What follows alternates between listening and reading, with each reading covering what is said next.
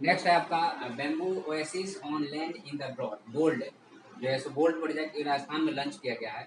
तो ये जो है सो इसको याद रखना है, ये इंपॉर्टेंट हो जाता है। ये बोल्ड प्रोजेक्ट जो नाम है ना, ये इंपॉर्टेंट, इसका या तो फुल फॉर्म में पूछ सकता है व्हाट इज द बोल्ड।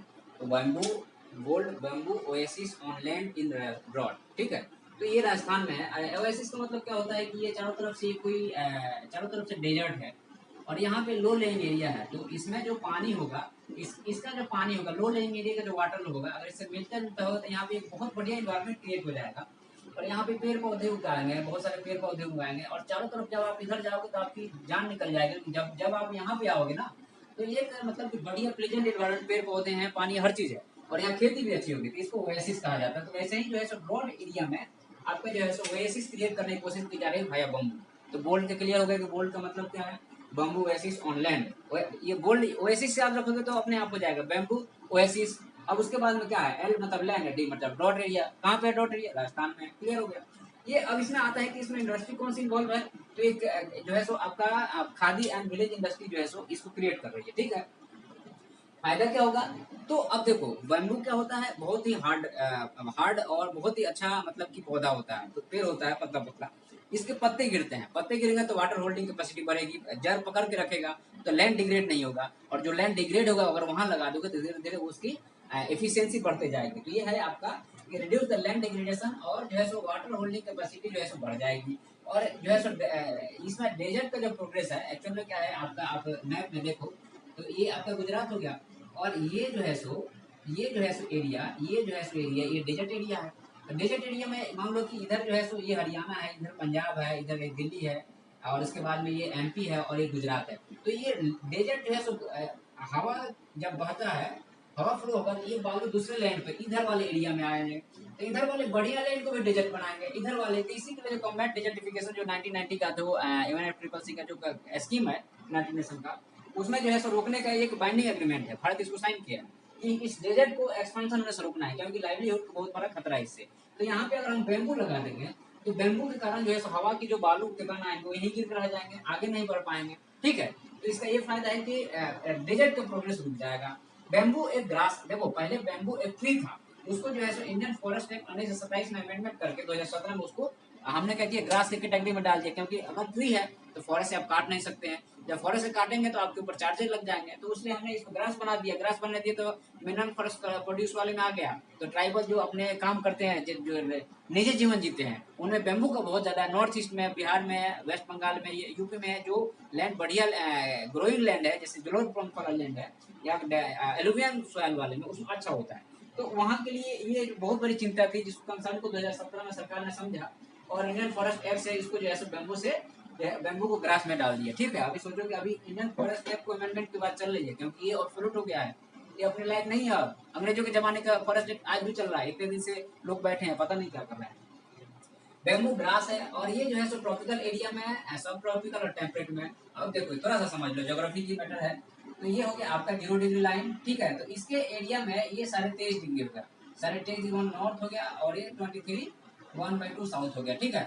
तो ये वाले ट्रॉपिकल एरिया हो गया। उसके बाद में 66 तक 1/2 नॉर्थ और इधर जो है 66 1/2 साउथ, ये टेम्परेट एरिया हो गया। तो अब ये जो बेम्बू जो है सो ट्रॉपिकल में, और यहाँ जहाँ बाउंड्री है ये सब ट्रॉपिकल ऊपर टेम्परेट हो जाता है। तो ट्रॉपिकल में, सब ट्रॉपिकल और टेम्परेट में तीनों जगह ये उगता है। तो कभी क्वेश्चन आ जाता है कि bamboo growing in the which area, tropical, सब ट्रॉपिकल, टेम्परेट, तो आप तीनों में और ऑल ऑफ दिस तो आप लगा सकते हैं। तो यहाँ से क्वेश्चन ऐसे ही बनते हैं, ठीक है। और ये जो है हमारे यहाँ जो बेम्बू का प्रोडक्शन है, चाइना के बाद में हमारा दूसरा स्थान है। तो अब मेंस में लिखते हैं, जरूर आप इस चीज को मेंशन करिए। एग्रीकल्चर सेक्टर से रिलेटेड या इकोनॉमिक से रिलेटेड अगर कोई, या विलेज इंडस्ट्री से रिलेटेड अगर कुछ लिख रहे हैं तो हम बता दें इवेपोरेशन को रिड्यूस कर रहा है। अब एप्लीकेशन बम्बू का क्या है, बहुत सारा कंस्ट्रक्शन इंडस्ट्री में है, घर बनाने में है, बहुत सारे जगह पे है। और 22 बम्बू क्लस्टर जो है 9 स्टेट में बनाने के बाद सरकार बोल रही है, नेशनल बम्बू मिशन जो है 2018 में इसमें चालू किया गया, ठीक है।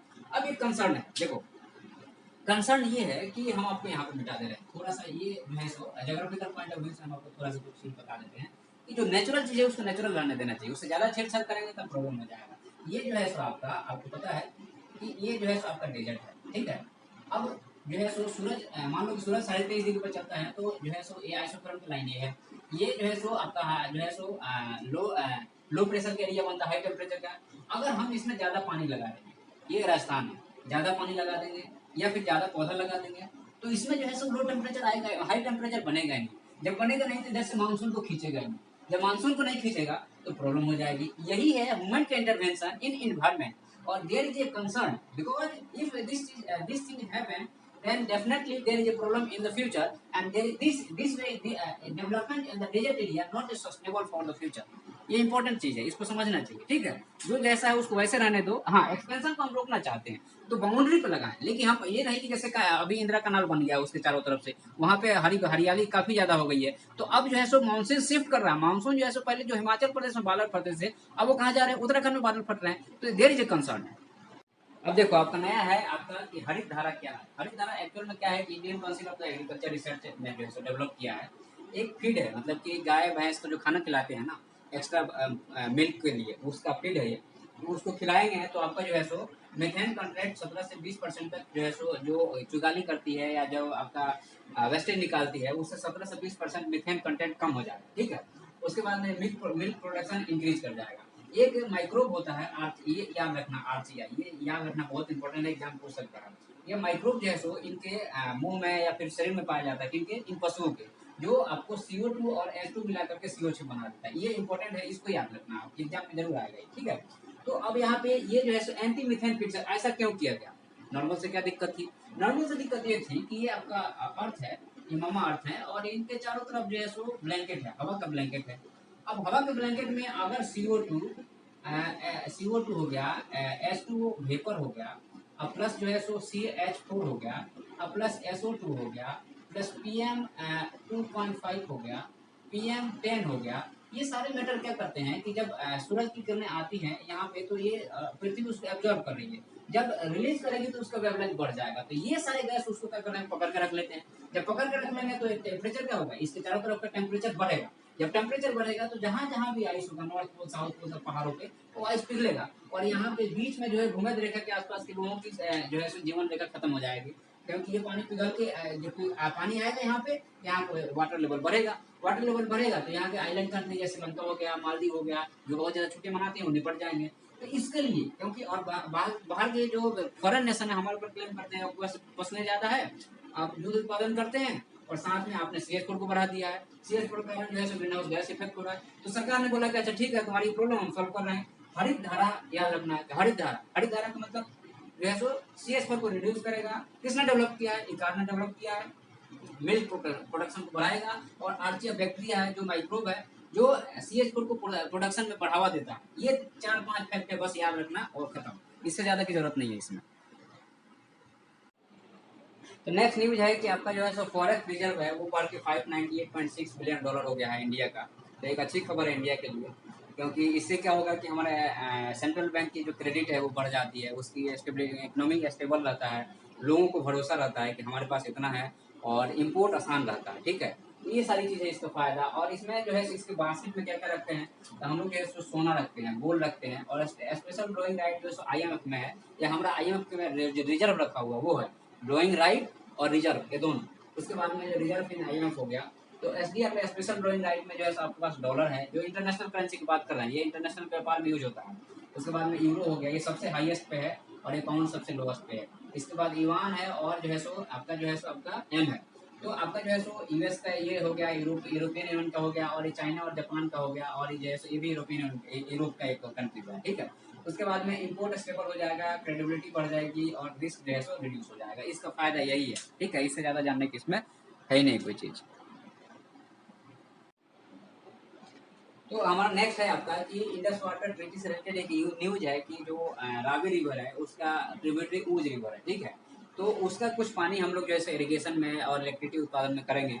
तो एक्चुअल में क्या इंडस वाटर ट्रीटी 1907 में हुई थी, जिसमें जो है सो अपने 6 नदियां हैं, जैसे इंडस हो गया, झेलम हो गया, चनाब हो गया, रावी हो गया, ब्रिज हो गया, सब, ठीक है। तो ऊपर के 3 नदियां पाकिस्तान को 80%, इंडिया को 20%, और नीचे वाले जो 3 नदियां वो इंडिया को ऐसा कहा जाए, ऊपर को पाकिस्तान को, नीचे वाले को इंडिया को 80-20 का रेशियो रखा गया। ये जो एग्रीमेंट साइन कराया था इसने वर्ल्ड बैंक ने साइन कराया था, और जो है सो पाकिस्तान के प्रेसिडेंट थे आयूब खान, और इंडिया के प्रेसिडेंट थे प्रधानमंत्री थे जवाहरलाल नेहरू। और इसके साथ में एक परमानेंट इंडस कमीशन का एस्टेब्लिशमेंट किया है, जो हर साल मीटिंग करता है कि क्या क्या जो इशू है एक दूसरे से अपने शेयर करते हैं। अभी बहुत ज्यादा अटैक हो रहा है, भारत ने बोला है कि हम उस रिवर के पानी आपको जो है सो अपना यूज करेंगे।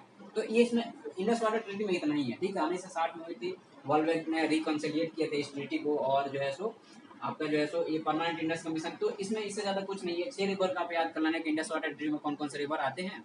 और अभी जो है सो न्यूज में क्यों है, क्योंकि उस रिवर का पानी जो है सो जो भारत यूज करना चाहता है, जो अब पाकिस्तान के हिस्से का पानी है, ठीक है, क्योंकि ये लोग बहुत ज्यादा अत्याचार कर रहे हैं। नेक्स्ट आपका है कि एनटीपीसी ने जो है सो एक्सप्रेशन ऑफ इंटरेस्ट जो है सो फ्लाई एश के बारे में वर्ल्ड के दूसरे दूसरे देशों से बोला है कि जो हमारे यहाँ के फ्लाई एश खरीदना चाहता है वो अपना एक्सप्रेशन बताए, तो फिर हम टेंडर निकालेंगे, हम बेच सकते हैं। अब ऐसा क्यों हुआ? क्या है कि अभी हमारे यहाँ फ्लाई एश का जो उपयोग हो रहा है वो 80% ही हो रहा है, जबकि 100% होना चाहिए। ये फ्लाई एश क्या है? फ्लाई एश ये है कि ये आपका जैसे बॉयलर है, और यहाँ पे जो है सो पानी है, इसको गर्म करने के लिए जो है सो हम लोग कोल जलाते हैं, कोयला जलाते हैं। तो कोयले से जो रेसिड्यू निकलता है, ये है फ्लाई एश, ठीक है। और इसके बाद में जो है सो जो ऊपर से उड़ के भी गिरता है, ये भी फ्लाई एश ही है, ठीक है। तो ये बहुत हल्का रहता है। और इंडिया के कोल में दिक्कत ये है कि जो है सो लगभग जो है सो 30 से 45% तक फ्लाई एश है, जबकि वही बाहर के कोल हैं उसमें 10 से 15% है। तो ये कंटेंट ज्यादा है, तो हमें यूज भी ज्यादा करना पड़ेगा, अदरवाइज ये एक इन्वायरमेंट कंसर्न बन जाएगा, ठीक है। तो इसलिए जो है सो एनटीपीसी चाह रही है कि इसको बेचा जाए। तो ये आउटसाइड देश में बेचना चाहती है। अभी जो है सो हम लोग 80% यूटिलाइज कर रहे हैं, लेकिन हमें बढ़ा के 100% करना है, ताकि जो है सो हमारा इन्वायरमेंट प्रॉब्लम क्लियर नहीं हो। उसके बाद में जो है सो आपका इंडियन ओर में, ये हमने बता दिया आपको। इसमें एक ये है कि फ्लाई एश को ट्रैक करने के लिए जो है सो जो कंपनियां हैं बेचना चाहती हैं या पीपल खरीदना चाहते हैं, उसके लिए आस्क ट्रैक बनाया गया है, ताकि जो है सो इजी वे में इसको सोल्ड किया जाए और लोगों से इजी वे में कांटेक्ट किया जाए, ताकि जो रेड टेपिज्म और फाइल जो घूमने में देरी होती है उससे बचा जा सके। तो आस्क ट्रैक हो गया। और उसके बाद में कितना कहाँ किसके पास आस है ये भी पता चल जाएगा। आस का मतलब ये हो कि राख, जो अपन लैंग्वेज लोकल लैंग्वेज बोलते हैं ना, कि उपला जला उसके बचा हुआ जो पार्ट है वो है रेसिड्यू है। इसमें जो है सो अब हमारा ये पॉलिसी है कि 3 से 5 साल के बीच में हमें 100% यूटिलाइजेशन ले जाना है। पावर प्लांट को कहा गया है कि भैया 3 से 5 साल में आपको 100% यूटिलाइज कर लेना फ्लाई गैस को, otherwise there is a great problem. और नहीं तो आपको प्लांट ही लगाए, क्योंकि प्राइवेट पावर प्लांट है या जो पीपीपी मॉडल के हैं या फिर जो पब्लिक सेक्टर वाले हैं। उसके बाद में बोलता है कि महाराष्ट्र एक पहला स्टेट है जिसने बोला है कि फ्लाई एश जो है सो यूटिलाइजेशन पॉलिसी 2016 में बनाया है। अब करंट अफेयर्स के क्वेश्चन हो गया कि which of the following state having the making the fly ash utilization policy, that is Maharashtra, Madhya Pradesh, Gujarat और जो है सो तमिलनाडु। तो वो महाराष्ट्र होगा, ठीक है। उसके बाद में जो है सो दूसरा चीज ये है कि ये आस्क ट्रैक क्या है। ये क्वेश्चन यहाँ से बन जाता है कि मोबाइल ऐप है जो आस्क को ट्रैक करेगा, ठीक है। उसके बाद में जो है सो प्रधानमंत्री ग्राम सड़क योजना में सरकार ने बोला है कि 100% फ्लाई एश का यूज करना है। और ये हाईवे जहाँ बन रहा है उससे अगर 30-40 किलोमीटर के आसपास कहीं पावर प्लांट है, तो वहाँ के आस का यूज हाईवे में होगा। ये सरकार का जो है मिनिस्ट्री ऑफ द हाईवे का जो है सो ये इंस्ट्रक्शन है, ठीक है। उसके बाद में आस में क्या होता है, देखो आस में जो है सो क्योंकि कोयला के साथ में सिर्फ कोयला ही नहीं है, बाकी जो है सो सिलिकॉन है, एल्युमिनियम है, कैल्शियम है, तो इसके ऑक्साइड होंगे, हैवी मेटल है वो होंगे। तो अब इसका जो है बेनिफिट और इसका जो है सो लॉस क्या है। तो बेनिफिट क्या है कि इसका जो है ईट बना सकते हैं, काफी स्ट्रॉन्ग ड्यूरेबल होता है, पहला चीज। दूसरा चीज है कि अगर खेत में जाता है तो वाटर होल्डिंग कैपेसिटी बढ़ जाती है, तो ये बेनिफिट है, ठीक है। कंस्ट्रक्शन इंडस्ट्री में यूज कर सकते हैं, या फिर जो है सो हम लोग खेतों में यूज कर सकते हैं। इसके बाद में ऑब्जर्वेंट है, क्योंकि ये वाटर को होल्ड करके रख लेता है, तो इंडस्ट्री में भी यूज कर सकते हैं।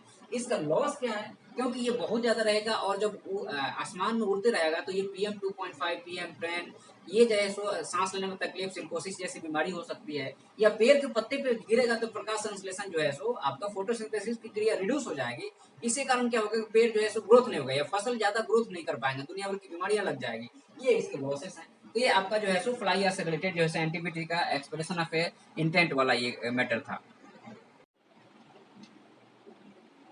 तो आपका जो है सो नेक्स्ट है आपका भारत रत्न अवार्ड जो है सो इस बार अरविंद केजरीवाल जी बोल रहे हैं कि यार अवार्ड जो है सो डॉक्टरों को दी जानी चाहिए, क्योंकि कोविड-19 में उन्होंने बहुत अच्छा काम किया है। डेफिनेटली ठीक है, ये पॉलिटिकल मैटर है, हम इसके बारे में बात नहीं करेंगे, ठीक है।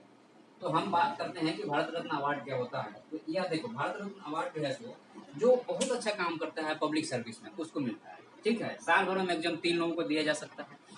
पर से प्राइम मिनिस्टर रिकमेंड करते हैं नाम को, और यहाँ कहीं नहीं लिखा है कि अब विदेशी लोगों को नहीं दिया जा सकता है, ठीक है। तो इस चीज को, ये कुछ फैक्चुअल चीजें हैं जो आपके एग्जाम में आ सकती है। क्या भारत रत्न अवार्ड विदेशी को दिया जा सकता है? तो हाँ, दिया जा सकता है। कौन रिकमेंड करता है? पीएम रिकमेंड करता है। साल भर में कितना 10 दिया जाएगा? नहीं, मैक्सिमम 3 दिया जाएगा। और किसको दिया जाएगा? जो हाई इंडिविजुअल है, ह्यूमन सिविलाइजेशन या हाई परफॉर्म किया है ह्यूमन वर्क के लिए, जैसे आपके अब्दुल कलाम हो गए, इस टाइप के लोग हो गए। और जो है सो ये हाईएस्ट सिविलियन अवार्ड है, ठीक है। ये इतना ही बार जानना है, इसमें और कुछ नहीं है, बस इतना ही बार है, ठीक है। तो अब यहाँ पे है कि हमारा एक सजेशन और था कि भारत का ऐसा अवार्ड जो विदेश के लोगों को दिया जाए अच्छा काम के लिए, तो भारत का अपना एक ऑरा और ज्यादा क्रिएट होगा, ठीक है, इंटरनेशनल लेवल पे। बस तो ये हमारे भारत रत्न अवार्ड के बारे में है। ये इससे अगर कहीं क्वेश्चन आता है तो आप इतना बार स्क्रीन शॉट लेकर के और याद कर लेते हैं तो आपका मैटर क्लियर हो जाएगा। अब दूसरा है आपका, ये तीसरे नंबर का है। अभी स्वामी विवेकानंद के बारे में थोड़ा सा जब न्यूज में रहता है तो उससे रिलेटेड करंट अफेयर्स बन जाते हैं। तो 4 जुलाई 1902 को जो है सो इनका डेथ हुआ था, ठीक है। तो जन्म कब हुआ था? तो 12 जनवरी को। तो याद रखने का तरीका है कि जे है, इससे मंथ क्लियर हो जाएगा। 12 जनवरी 1863 को जन्म लिए थे, 4 जुलाई 1902 को मर गए, 39 ईयर्स जिए थे, ठीक है। और ये जो है सो वेस्ट बंगाल के रहने वाले थे। वेदांता फिलोसफी इनका जो है सो मेन जो टीचिंग था वो वेदांता फिलोसफी था। और इवन राजा राम मोहन राय, जितने भी उस टाइम के लोग थे वो वेदांता पे विश्वास करते थे। अभी वेदांता के बारे में हम आपको बताएंगे। उसके बाद में इन्होंने रामकृष्ण मिशन की स्थापना जो है सो 1897 में करी थी। इसको याद रखना, आपको एग्जाम में जरूर आता है, कभी ना कभी आ जाता है ये। उसके बाद में आपका वेदांता फिलोसफी हो गया, रामकृष्ण मिशन हो गया। 1893 में वर्ल्ड रिलीजियस पार्लियामेंट शिकागो में हुआ था, जो अमेरिका में है। वहाँ पे इन्होंने भाग लिया था। और वहाँ पे इन्होंने जब my dear sister and brother जब बोला, तो वहाँ पे मतलब कि तालियों से पूरा जो है सो हॉल गूंज उठा। और उस टाइम में पहली बार कोई बोला था कि जो है सो my dear sister and brother. बाकी लोग आते थे अपने धर्म पे अपनी अपनी भाषण देके चले जाते थे।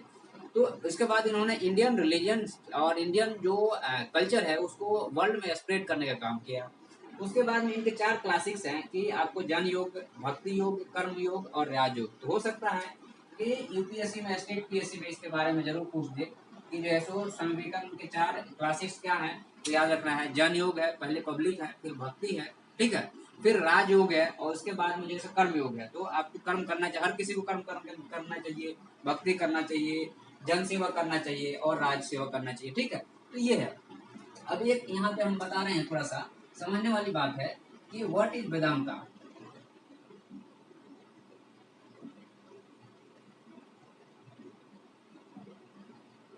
वेदांता फिलोसफी क्या है?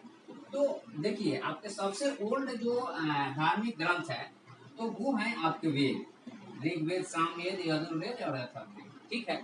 उसके बाद में इस ऋग्वेद को समझने के लिए जो लोगों ने मेडिटेशन करके और चीजों को समझ के और इसका क्रक्स निकाला, वह हुआ आपका जो है सो उपनिषद।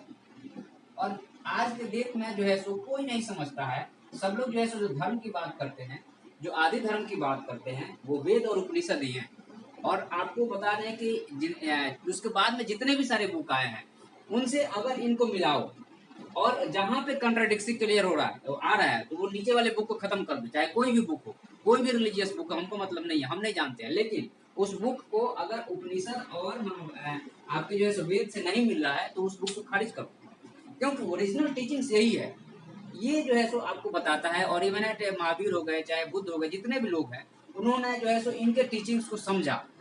और ये सेल्फ आपको जानने का, कैसे आप क्या हैं जानने के बारे में ये बात करता है वेद और उपनिषद। बाकी सारी देखो क्या होता है कि रिलीजन है, रिलीजन आज आता है तो प्योरिटी रहता है, धीरे धीरे धीरे धीरे लोग पढ़ते जाते हैं, अपनी अपनी थॉट को उसमें डालते जाते हैं। तो ओरिजिनल चीजें जो है, ओरिजिनल चीजें एक टाइम के बाद में खत्म हो जाती है। ये खत्म हो गई। अब क्या है, अब नई नई जो चीजें आई वो प्रसिद्ध हो गई। तो ओरिजिनल चीजें खत्म हो गई तो आपके थॉट भी खत्म हो गया, ओरिजिनल चीजों का थॉट खत्म हो गया। और समाज में जो है सो सुपरस्टिशन, कुरीतियां और दुनिया भर की चीज आ गई, ये करना वो करना। और उससे लेकिन कुछ नहीं होना है जब तक आप अपने आप को नहीं जानोगे, तो कैसे कुछ कर सकते हो? या फिर जो है सो आप उतने अच्छे से रियलाइज नहीं कर पाओगे वर्ल्ड को, क्योंकि आपके पास में 60 साल ही है। तो वेदांता फिलोसफी को जानना, अब वेदांता क्या है इसके बारे में, अब इसका यूजेबिलिटी क्या है ये तो आपको पता है कि ये फैक्चुअल चीजें हैं। इसकी यूजेबिलिटी जब मेंस आप राइटिंग करेंगे तो आप जरूर इसके बारे में लिख सकते हैं कि आपका रिलीजन के बारे में आपका क्या थॉट है। इंटरव्यू में जब जाते हैं तो रिलीजन के बारे में क्या थॉट है, यहाँ से आपको क्लियर होता है, ठीक है।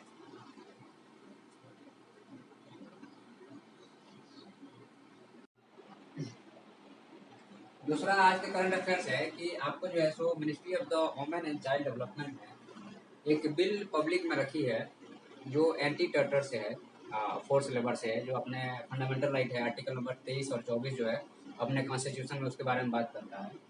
तो trafficking in person prevention care and the rehabilitation bill 2021 ये पब्लिक में अभी रखी गई है, अभी ड्राफ्ट स्टेज में है। लेकिन इसके बारे में क्या है ये जानना जरूरी है, क्योंकि कभी यूपीएससी या स्टेट पीएससी में आ सकता है इसके बारे में, या आप जब मेंस लिखेंगे तो इसके बारे में जरूर आ सकता है। तो सबसे पहले चीज़ है कि इसमें ये मिनिस्ट्री कौन सी है। तो मिनिस्ट्री जो है सो आपका ministry of the women and child development है। इस मैक्सिमम जो है सोशल जस्टिस मिनिस्ट्री या मिनिस्ट्री ऑफ द या फिर जो है ट्राइबल मिनिस्ट्री।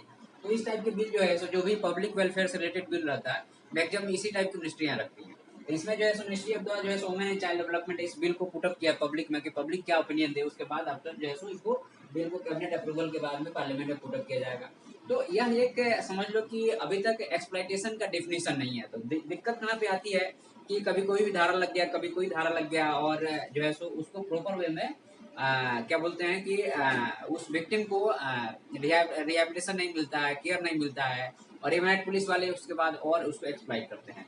तो इससे बचाने के लिए इसको एक तो पहले कि आपका जो है सो आपका क्या बोलते हैं उसको ट्रैफिकिंग का डेफिनेशन क्या होगा, या फिर जो है सो बॉन्डेड लेबर का डेफिनेशन क्या होगा, पहले तो डिफाइन किया जाएगा। उसके बाद में जो बंदे ट्रैफिक हुए हैं या जो क्या बोलेंगे उसको कि जो उस यातना को सहे हैं उनको फिर से उठा करके और उनको रिहैब करना, मतलब उनको फिर से एक नई जिंदगी देना, इस बिल का मकसद है। जिसमें जो है सो आपको जो है सो प्रिवेंट अच्छा दूसरा चीज ये है कि इसको अब फिर से मान लीजिए कि एमपी में सबसे ज्यादा लड़कियों का ट्रैफिकिंग होता है, यहाँ से लड़कियों को गुम हो जाती हैं।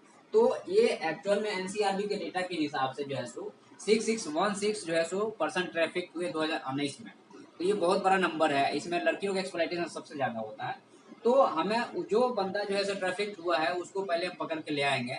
ले आने के बाद में जो उसको टोटल सोशल इकोनॉमिक पॉलिटिकल हर तरह से उसको सपोर्ट दिया जाएगा ताकि वो फिर से अपने जिंदगी को जी सके। इसका मेन मकसद यही है। उसके बाद में जो है सो ऑल लेवल का सपोर्ट क्रिएट किया जाएगा। और इसके प्रोविजन क्या है, तो एक जो है so anti trafficking committee create की जाएगी ऑल इंडिया लेवल पे, फिर स्टेट लेवल पे, फिर डिस्ट्रिक्ट लेवल पे। और जिस लेवल पे जो प्रॉब्लम होगी वो कमेटी सजेस्ट करेगी कि क्या करना है। पहला चीज तो पहला प्रोविजन ये है। दूसरा ये है कि डेफिनेशन होगा इसका, एक्सप्लॉइटेशन का डेफिनेशन जो है सो एक्सप्लॉइटेशन का डेफिनेशन बताया जाएगा कि भैया इस कैटेगरी में एक्सप्लॉइटेशन हो तो इसमें यह लॉ लगेगा। तो ये पूरा जो है सो एक तरह से एक डिफाइन किया जाएगा। उसके बाद में जो है सो इसमें सारे लोगों को इंक्लूड किया जाएगा। मतलब कि पहले जैसे वुमेन और चाइल्ड है तो वुमेन और चाइल्ड को इंक्लूड, जैसे अब जो है सो आपका ट्रांसजेंडर है उनको इंक्लूड नहीं किया जाता था, या जो है सो ट्राइबल पीपल है उनको इंक्लूड नहीं किया जाता था। तो अब की बार क्या किया गया है कि सारे लोगों को इंक्लूड किया गया है कि इस बिल में अगर एंटी ट्रैफिकिंग बॉन्डेड लेवल कोई है तो सब इसके अंतर्गत आएंगे और सबको इसका लाभ मिलेगा। उसके बाद में जो है सो इसमें जो पेनाल्टीज है, एक्चुअल में क्या होता है कि कोर्ट से लोग बरी हो जाते हैं फिर से वही काम करने लगते हैं। तो इसमें क्या किया गया है कि पेनाल्टी काफी बड़ी कर दी गई है, और साथ में जो है so even at death penalty भी दी जा सकती है। और नेशनल लेवल पे इस केस को हैंडल करेगा वो एनआईए करेगा। एक तो एनआईए करेगा नेशनल इन्वेस्टिगेशन एजेंसी, और वो कोऑर्डिनेट करेगा स्टेट के साथ में। तो ये इस बिल के टोटल प्रोविजन है। और इसको जो है सो आप लोगों को जनरली जो है सो मैं इस फॉर्मेट में इसलिए रख रहा हूँ क्योंकि जनरली होता क्या है कि कभी कभार हम लोग जैसे लिख के पढ़ाते हैं तो बहुत सारी चीजें छूट जाती है। लेकिन यहाँ वो चीजें लिख गई हैं और एकदम क्रिस्टल क्लियर है। इस बिल में इतना प्रोविजन है, ये है। तो इसको स्क्रीनशॉट लेके आप रिवाइज भी आसानी से कर सकते हैं। तो जो पीडीएफ का झंझट है वो भी खत्म हो जाता है, क्योंकि पीडीएफ में लंबे चौड़े में हर चीज लिखी रहती है। ठीक है।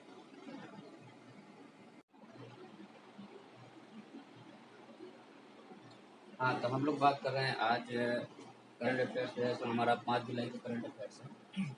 तो इसमें हम लोग बात करेंगे 5 जुलाई में जो जो इम्पोर्टेंट करंट अफेयर्स हैं जो आपके आईएएस पीसीएस या एसएससी में जो आएंगे, या स्टेट पीसीएस की एग्जाम जो भी है उसमें आएगा उसकी हम बात करेंगे। तो हमारा पहला करंट अफेयर्स है इंटरनेशनल टैक्स रिफॉर्म क्या होता है। ठीक है। एक्चुअल में क्या है कि सपोज मान लीजिए कि एक कंपनी ये है, सॉरी एक देश ये है और ये देश बी है। ठीक है। तो इसमें जो है सो मान लो 15% जो है सो आपका कारपोरेशन टैक्स है, और इसमें जो है सो 2% कारपोरेशन टैक्स है। ठीक है। तो क्या होता है कि ये कंपनी मान लीजिए कोई विदेशी कंपनी है, इंडियन कंपनी है, तो वो क्या करेंगे कि यहाँ पे 15% उनको टैक्स देना पड़ेगा और यहाँ पे 2% टैक्स देना पड़ेगा। तो पैसा ये यहाँ पे कमाते हैं और उसको दिखाते हैं। यहाँ पे एक छोटा सा जो है सो सेल कंपनी बनाएंगे, पोस्ट बस्ट कंपनी बोलते हैं जिसको, कि नाम की कंपनी है, एक रूम में चल रहा है। और वो पैसा जो है सो किसी बहाने यहाँ पे या तो कि मटेरियल में, लैंड में, या फिर जो है सो कर्मचारियों के वर्कर पेमेंट में पैसा दे देते हैं। तो यहाँ का पैसा शिफ्ट हो गया यहाँ पे, क्योंकि ये जो है सो 2% है, इसका कॉर्पोरेशन टैक्स है, इसका 15% है, तो उस कंपनी को बहुत ज्यादा प्रॉफिट हो जाता है। ठीक है, तो इसलिए जैसे इंडिया का टैक्स है तो मालदीव हो गया, या फिर जो है सो आपका कैरेबियन आइलैंड के कंट्री हो गई, वहाँ पे टैक्स हेवन, वहाँ उन कंट्रियों को टैक्स हेवन कहते हैं। क्यों? क्योंकि उनके पास में उतना रिसोर्सेस नहीं है, तो वो क्या करते हैं कि कारपोरेशन टैक्स कम कर देते हैं, ताकि हमारे पास लोग आए, हमारे पास इन्वेस्टमेंट आए। लेकिन अब इंडिया के पास रिसोर्सेस है, ऐसा तो कर नहीं सकता। तो इसके लिए क्या किया गया है कि ये 15% 2% के जगह पे कम से कम 10 से 12% जो भी मतलब कि एक इंटरनेशनल मतलब सहमति से एक टैक्स रिफॉर्म आए पूरे वर्ल्ड में, ताकि कंपनी कहीं पे जाकर के अपनी सेल कंपनी या पोस्ट कंपनी बना करके इस टाइप से पैसे को ट्रांसफर नहीं करे। क्योंकि इससे क्या है कि इस कंपनी को, इस देश को लॉस है और इस देश को क्या है, फायदा है। तो इससे बचने के लिए 130 नेशन साथ में आए हैं, और जो है सो OECD जो यूरोपियन देशों की एक संस्था है, वो सब मिल करके चाह रहे हैं कि इनफर्म टैक्स आए। ठीक है, तो इससे क्या होगा कि फेयर टैक्स रियलाइजेशन होगा। टैक्स रियलाइजेशन मतलब टैक्स कलेक्शन होता है। कॉर्पोरेशन टैक्स का मतलब ये होता है कि जो भी कंपनी प्रोडक्ट बेचती है मार्केट में, तो उसके लिए जो है सो गवर्नमेंट को उसका टैक्स देना पड़ता है, और उस टैक्स को जो है सो कंपनी फिर हम लोगों से लेती है, हम लोग खरीदते हैं, तो हम लोग वो पैसा देते हैं कंपनी को। तो ये कॉर्पोरेशन टैक्स होता है। तो कॉर्पोरेशन टैक्स में 130 नेशन भारत के साथ में आए हैं, भारत उसमें शामिल है, और OECD जो है कोऑर्डिनेशन प्रोवाइड कर रहा है कि हम एक इनफर्म टैक्स नेटवर्क क्रिएट करें होल वर्ल्ड में। ठीक है, तो इससे क्या होगा कि फेयर टैक्स नेटवर्क रहेगा, तो ये वाला प्रॉब्लम खत्म हो जाएगी। उसके बाद में क्या है कि टैक्स का प्रॉपर डिस्ट्रीब्यूशन होगा। इस देश को भी मान लो अभी 2% है, भले इनके पास ज्यादा आ रहा है, तो हमारा लॉस है, इनको बेनिफिट है। लेकिन इससे क्या होगा कि दोनों देश को ज्यादा लॉस नहीं, ज्यादा बेनिफिट होगा, और कंपनी को जो है सो वो पैसा देना ही पड़ेगा। ठीक है, उसके बाद में क्या है कि इसके 2 पिलर है। पहला है कि फेयर टैक्स डिस्ट्रीब्यूशन, अब ग्लोबल मिनिमम टैक्स होना चाहिए, मतलब कि मान लो 10 या 12% जो भी कंसेंसस से बनेगा उतना मिनिमम टैक्स आपको देना पड़ेगा। तो इसमें 2 पिलर है। ठीक है, इससे फायदा क्या होगा? तो फायदा यही होगा कि जो टैक्स हेवन है, जो आपका जो है सो दलाला हवाला के थ्रू जो पैसा जाता है वो बंद हो जाएगा। उसके बाद में टैक्स का रेजिंग जो है इस कंट्री को भी फायदा होगा, इसको भी फायदा होगा। उसके बाद में क्या है कि इंटरनेशनल टैक्स कलेक्शन में एक स्टेबिलिटी आएगी। और जो है MNC को मान लो कि इंडियन कंपनी यहाँ पे फॉरेन कंपनी आई, यहाँ पे फॉरेन कंपनी अपना जो है सो कॉर्पोरेशन टैक्स बताया यहाँ इसके थ्रू, और फिर यहाँ इन्वेस्टमेंट कर रही है, तो इंडियन कंपनी को उसके साथ कम्पीट करने में बहुत मुश्किल हो जाता है। तो इससे क्या होगा कि इंडियन कंपनी जो है सो कम्पीट भी आसानी से कर पाएगी। ठीक है, तो इक्वल मार्केट शेयरिंग होगा। तो इस तरह से जो है सो हमारा ये कॉर्पोरेशन टैक्स का पूरा मामला है।